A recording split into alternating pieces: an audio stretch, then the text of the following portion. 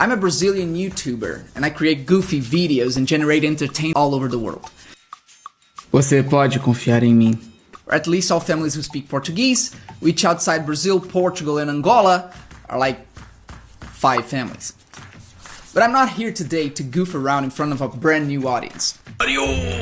And when the clown needs to speak seriously, you know the circus is probably on fire. Americans like to boast about being the world leader at everything. That America is the greatest place on earth. And since the COVID outbreak, you are leading in COVID deaths. That is partly, of course, thanks to your president, Donald Trump, who many of you claim to be the absolute worst head of state in the democratic world today.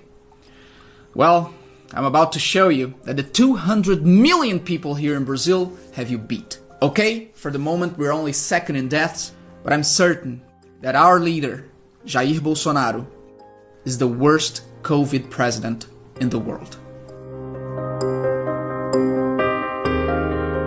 Bolsonaro is a military man who has defended the use of torture under Brazil's dictatorship. He then rose to presidentship using statements like this. Vamos fuzilar a petralhada aqui do Acre! Que sou homofóbico, sim, com muito orgulho. Do I need to say anything else, or do you get the picture? Brazil is the fastest rising COVID country in the world. And the WHO has considered us the new epicenter of the pandemic. Still, he shows no sign of taking the crisis seriously. In short, he makes Donald Trump seem like Patch Adams. Since the very beginning of the crisis, he has not stopped going out, thereby encouraging others to do the same. You guys got pissed off because of a measly Trump rally in Tulsa 3 months after the outbreak in the US. But Bolsonaro does that all the time. He goes to demonstrations against the Congress. He goes to demonstrations calling for military intervention. He goes to packed city markets. He goes to military ceremonies. He goes barbecue hopping on a jet ski. He goes to protests against the Supreme Court. That bit disgusting even with no pandemic. Much like Trump, Bolsonaro justifies his actions by professing to believe in miracle cures. For starters, they're both obsessed with the Shut up, I'm Brazilian! They're both obsessed with a drug with no evidence of working against the disease. But there's a big difference between Trump talking about this in press conferences and what our guy's doing. Bolsonaro has asked the health authorities to forcibly change the official medicine leaflet of hydrofluorocarbons to include coronavirus as a prescribed use case. He's also using the Army's industrial capacity to produce the medication, while public hospitals face shortages of other drugs, like sedatives and painkillers. Bolsonaro also actively retaliates against any public authority who promotes safety. He fired a health minister after he insisted quarantine was a good thing. He fired the next health minister after he refused to prescribe chloroquine to all COVID patients.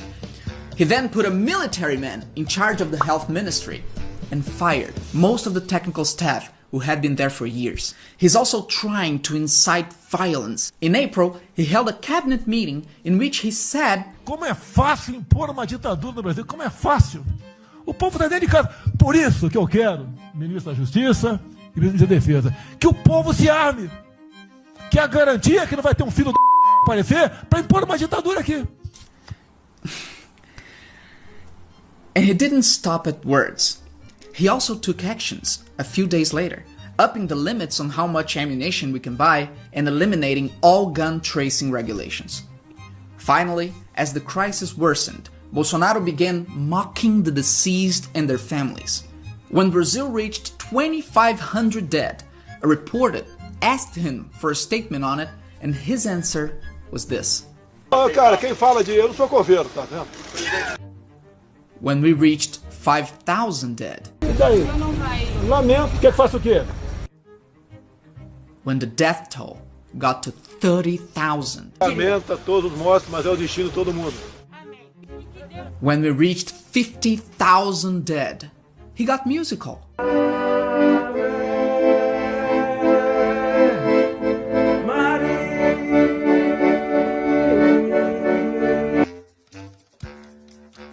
And when we reached 60,000, he said nothing, which was probably for the best.